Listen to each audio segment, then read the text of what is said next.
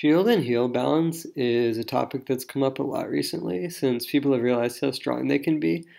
And I think the main gripe people have with them is suppose like lack of counterplay, like, oh well, Karma used Tormentor.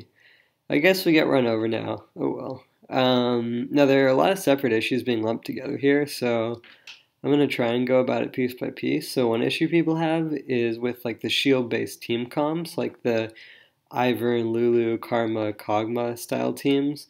But I'm just going to ignore that for now and focus on a distinction between heals and shields. So obviously heals give you permanent HP, whereas shields only work if you take damage while the shield's up. So there's counterplay just not hitting the person with the shield or waiting until it's down to hit them, right? Like if someone gets healed, it's just like, okay, they got healed, nice, they have that HP for good. Whereas with shields, they only have that HP temporarily. So shields naturally create windows when you can and can't trade with someone. Compare that to heals, so just no intrinsic counterplay to heals. So just to look at some examples, like Riot has to deliberately add stuff to healing champs to make them interactive. Like Soraka has to hit her Q to sustain, Rakan's heal is a skill shot too. Sona's isn't, but it also has a shield on it, so to efficiently use it, you want to use the shield too. Same thing with Nami, you can just use her W to heal, but you get more out of it if you bounce it. So, like, since heals don't naturally lend themselves to interactive trades in the same way shields do, they have to specifically add stuff to make interesting trades. Now, I will say, I think the duration on Janna and Lulu shields too long. I've gone over this elsewhere, but it shouldn't last 5 seconds level 1. I think it should only be 3, but anyways.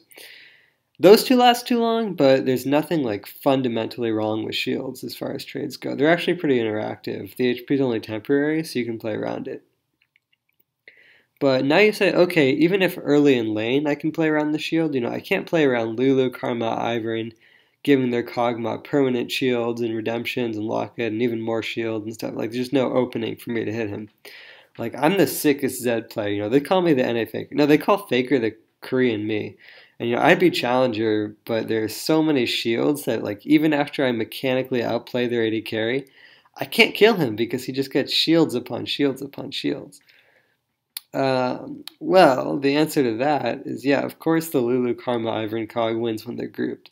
But like if you watch LL Stylish or something, he just splits all the time. He doesn't try to turn the game into a full 5v5. He keeps it in smaller skirmishes. So yeah, if you keep bashing your head into the wall and like trying to Zed ult onto a Kog'Maw with Karma, Lulu, Ivern on him, like no matter how much of a mechanical god you are, you lose that team fight every time. But is there no counterplay at all to this team comp? Of course not. To paraphrase something Cutie said, that in that type of shield comp, they're really strong together, but the individual pieces on their own are pretty worthless.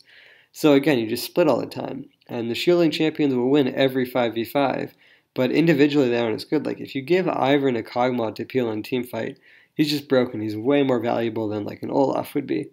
But 1 versus 1, the Olaf is stronger than Ivern. So what you do versus that comp is just split and force smaller fights instead of full-on team fights that you just auto-lose. Because like if both teams just monkey out and go full ARAM, the one with all the shields wins, right? There's a reason Sona has like a 70% win rate on ARAM. So the counterplay later in the game, with assassins versus shields, is splitting and picking people off. And again, if you watch someone like LL Stylish on Zed, after laning phase is over, he won't just blindly group with his team when it's better for him to split. And actually, there's a pretty good VOD of Cutie playing versus a Karma Lulu Kog'Maw team comp, so I'll link that in the description.